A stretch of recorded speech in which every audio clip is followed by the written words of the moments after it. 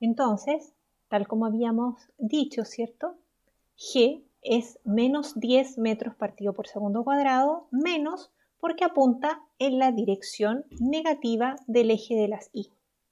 Si calculamos ahora el valor de las velocidades, ¿cierto?, a los tiempos que nos habían pedido, 0, 3 y 5 segundos, reemplazamos en nuestra ecuación de velocidad.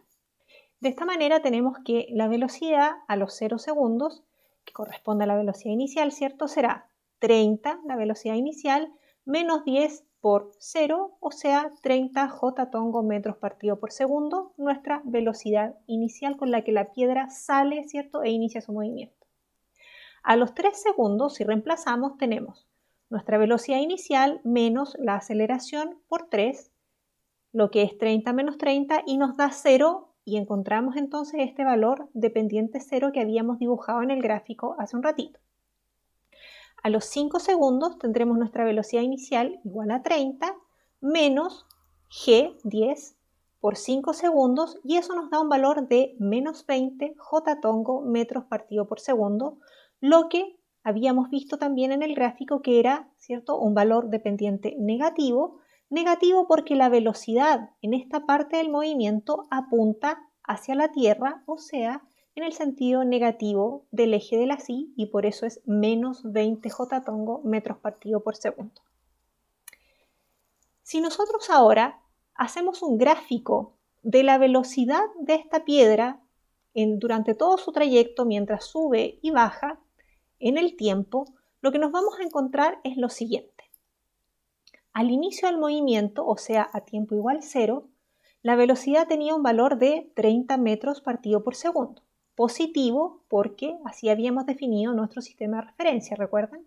Entonces está este punto aquí en 30.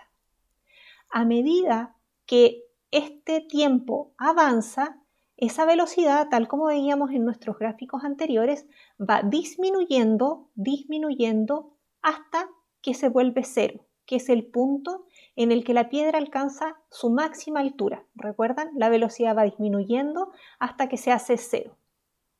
La pendiente de este gráfico, velocidad en el tiempo, corresponde a la aceleración. De la misma manera que cuando yo tenía un gráfico distancia o posición en el tiempo y la pendiente de una línea, por ejemplo, en ese gráfico correspondía a la velocidad porque era la tasa de cambio de la posición en el tiempo, en este caso la tasa de cambio de la velocidad en el tiempo corresponde a la pendiente de esta recta, que es la aceleración. Y si nosotros calculamos la pendiente de esta recta, resulta ser menos 10. ¿Ok? Ese menos 10 nos indica, ¿cierto?, la posición, ¿cierto?, es una pendiente negativa y nos indica entonces que la velocidad va a ir disminuyendo a una tasa de 10 metros por segundo por cada segundo que transcurra. Es por eso, ¿cierto?, que si yo parto con 30 metros por segundo al inicio, cada segundo voy perdiendo 10 metros por segundo hasta que mi velocidad se vuelve 0. Pero ahí no se acaba el movimiento. Ahí lo único que ocurre es que la velocidad alcanza un valor 0. Sin embargo, la aceleración sigue estando presente, por lo tanto, lo que ocurre con este cuerpo es que su velocidad empieza a aumentar en valor absoluto, o sea, en magnitud, pero se vuelve cada vez más negativa, porque empieza a tener una magnitud mayor, pero en el sentido, ¿cierto?, de el eje Y negativo. Por lo tanto, aumenta el valor de la magnitud del vector velocidad, ¿cierto?, pero siendo negativo, hasta que, por ejemplo, yo lo puedo evaluar aquí a los 5 segundos, como habíamos hecho hace un ratito, y nos encontramos con que la velocidad a los 5 segundos es menos 20 metros por segundo. Si ustedes se fijan, esta línea recta es una línea continua. Va desde menos 30 desde 30 positivo hasta menos 20. Es la misma línea recta, puesto que la aceleración es la misma G, menos 10 metros partido por segundo al cuadrado, en la dirección negativa del eje Y, o menos 10 metros partido por segundo J tongo. ¿De acuerdo? Entonces, de este gráfico nosotros podemos calcular si tenemos en algún momento graficada la velocidad en el tiempo, nosotros podemos calcular la pendiente de esta recta y la pendiente de esta recta nos va a indicar la aceleración de nuestro cuerpo en los distintos tiempos. En este caso es constante a lo largo de todo el movimiento, por lo tanto es una misma aceleración de menos 10j metros partido por segundo al cuadrado, como habíamos dicho. Ahora bien, nosotros podemos tener un movimiento que no sea unidimensional, que no ocurra solo en el eje de las Y o en el eje de las X, como habíamos estado viendo hasta ahora. Ahora vamos a pasar a analizar una serie de problemáticas en las que los cuerpos se mueven en dos direcciones, por ejemplo, en el eje X y en el eje Y. Habíamos hecho algo así cuando habíamos analizado el problema de las flechas. Recuerdan que había viento, entonces la flecha no impactaba directamente al frente, sino que se corría un poco. Esto es algo similar, solo que incluimos la gravedad y eso le adiciona una cierta complejidad, pero nos permite analizar problemas un poco más interesantes. Entonces, si nosotros tenemos una piedra, por ejemplo, que la arrojamos horizontalmente, derechita, paralela al suelo, esa piedra seguirá moviéndose en ese eje X con una aceleración cero, puesto que una vez que sale con una cierta velocidad horizontal, esa velocidad se mantiene puesto que no hay aceleración en ese eje, ¿de acuerdo? Si es que no hay aceleración en ese eje, que es lo que vamos a considerar en este ejemplo. Sin embargo, dado que está en las cercanías de la Tierra, esa piedra sí va a sentir la aceleración de gravedad. Por lo tanto, en el eje que nosotros determinemos que es perpendicular a la Tierra, va a tener que aparecer, ¿cierto?, esta aceleración de gravedad. Lo que tenemos acá, ¿cierto?, es la elección de nuestro sistema de referencia, donde el eje Y esta vez apunta hacia la Tierra y el eje X apunta hacia la derecha. Cuando nosotros lanzamos la piedra a tiempo igual 0, la velocidad en el eje X corresponde al vector que está dibujado aquí. Una vez que alcanza un segundo, vemos que ya no tenemos solo la componente de la velocidad en X, puesto que, dada la aceleración, aparece entonces una componente de velocidad en Y. De la misma manera que cuando lanzábamos la piedra desde el edificio, inicialmente no había velocidad inicial, la velocidad inicial era 0 en el eje de las Y, un poco tiempo después aparece, ¿cierto?, una velocidad en Y producto de que va aumentando dado que la aceleración está presente. Si nos analizamos a los 2 segundos, vemos que la velocidad en X sigue estando presente y que la velocidad en Y ha aumentado con respecto al tiempo anterior, producto, una vez más, de la aceleración de gravedad. A los 3 segundos, la velocidad en X sigue exactamente igual, sin embargo, la velocidad en el eje Y ha aumentado otro poco, producto de la aceleración de gravedad.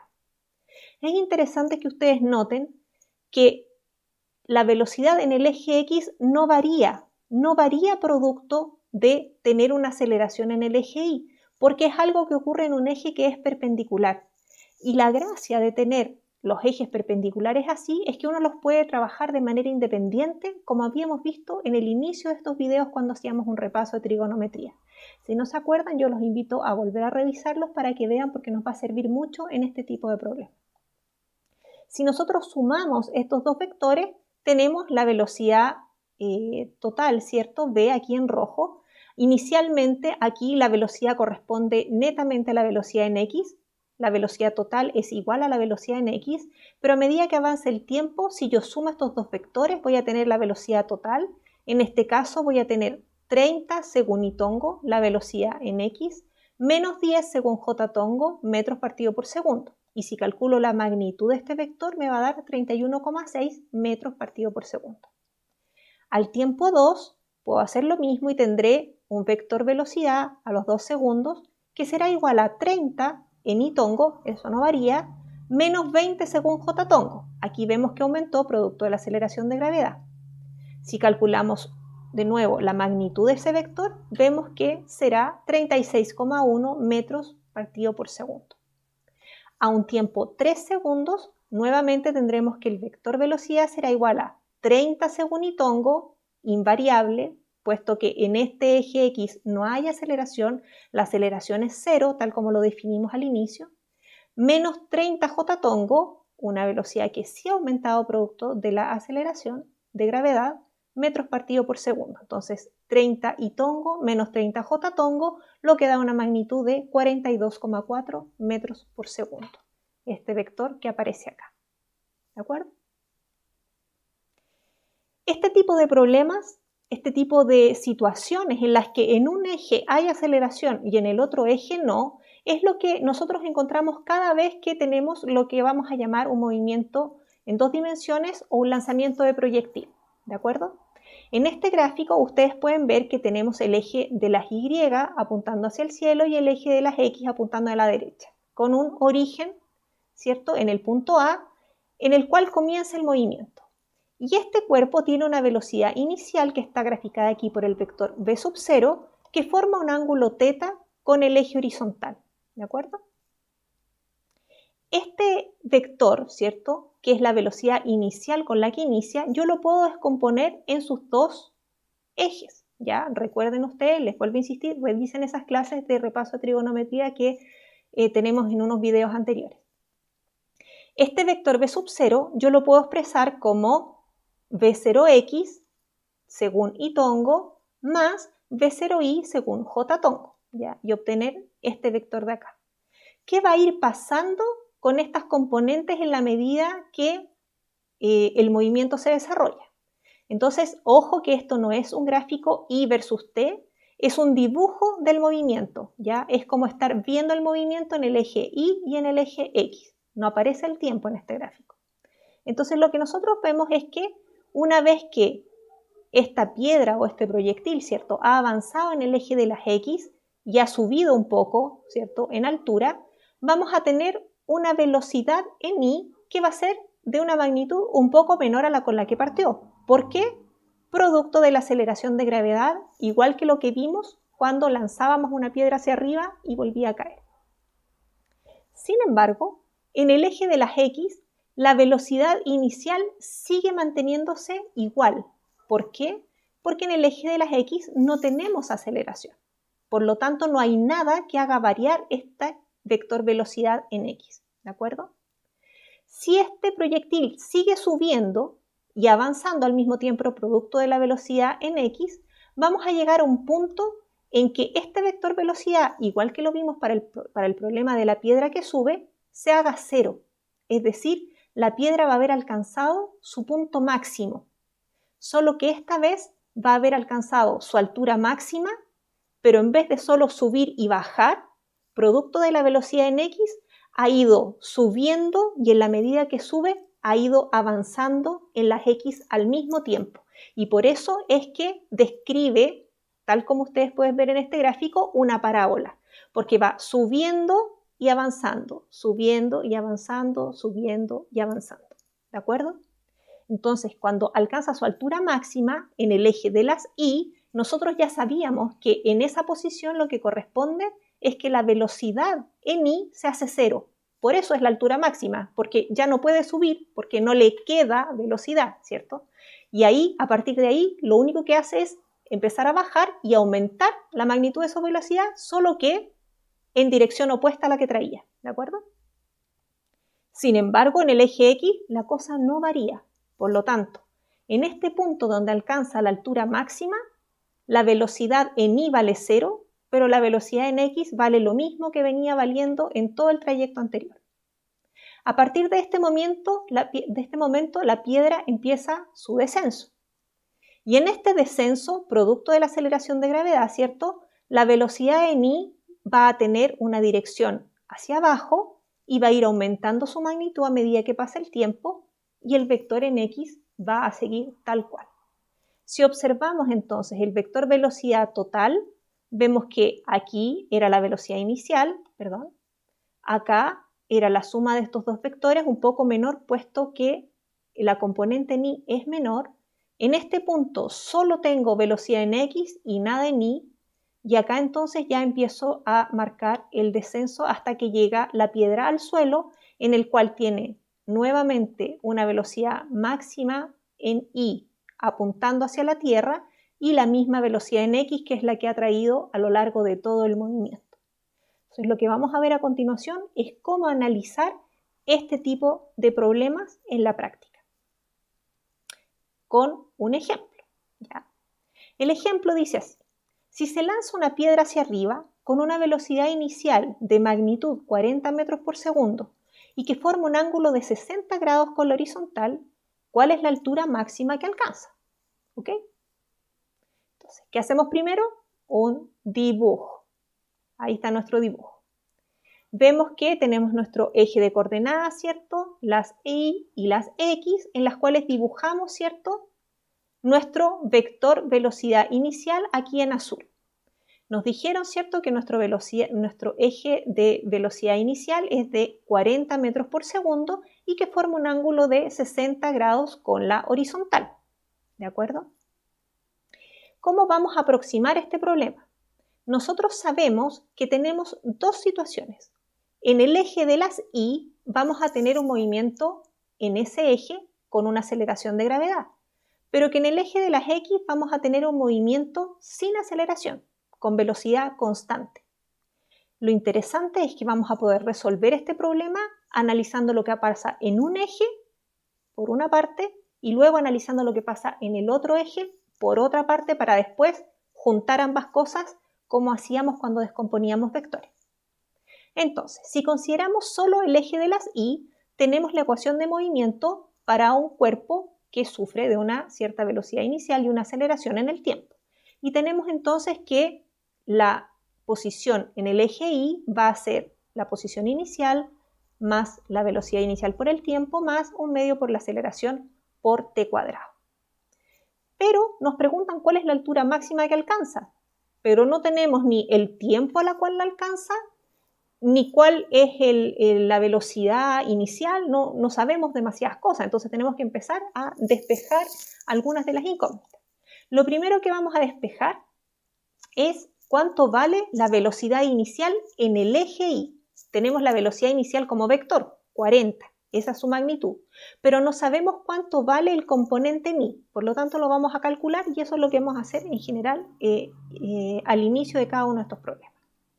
Sabemos entonces que la velocidad inicial en I va a regirse por esta ecuación, v sub 0 más a por t, ¿de acuerdo? Pero ¿cuánto vale v sub 0? ¿Ya? V sub 0 va a valer 40 por la proyección en el eje Y producto de este ángulo que se forma.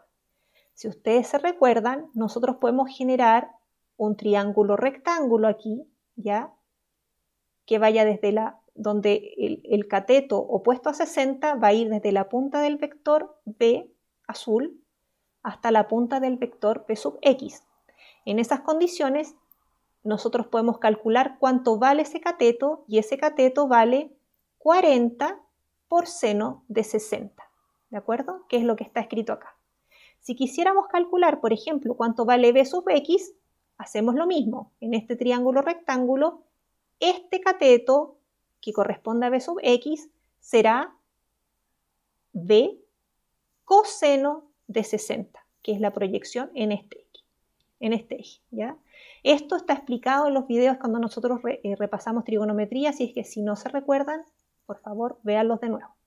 Entonces, la proyección en el eje Y, que corresponde a este cateto, lo digo de nuevo para que quede bien grabado, ¿cierto? Este cateto opuesto al ángulo será 40, ¿cierto?, la hipotenusa, por seno de 60. Y eso, si lo calculamos, da 34,6 metros por segundo. Por lo tanto, la velocidad inicial en el eje Y, la componente Y, vale 34,6 metros por segundo. Nosotros sabemos ya, porque lo habíamos conversado harto hace rato, que cuando se alcanza la altura máxima, la velocidad en I alcanza un valor de 0. ¿Ya? Recuerdan que la velocidad va en el eje ascendente y empieza a disminuir su magnitud producto de la aceleración que va hacia el otro lado hasta que se hace 0. En ese punto alcanza la altura máxima y la velocidad se hace 0 de manera instantánea porque a partir de ahí la velocidad empieza a apuntar hacia el otro lado. Por lo tanto, nosotros sabemos que hay un punto, que es cuando la piedra alcanza su altura máxima, en que la velocidad en I vale 0, ¿de acuerdo?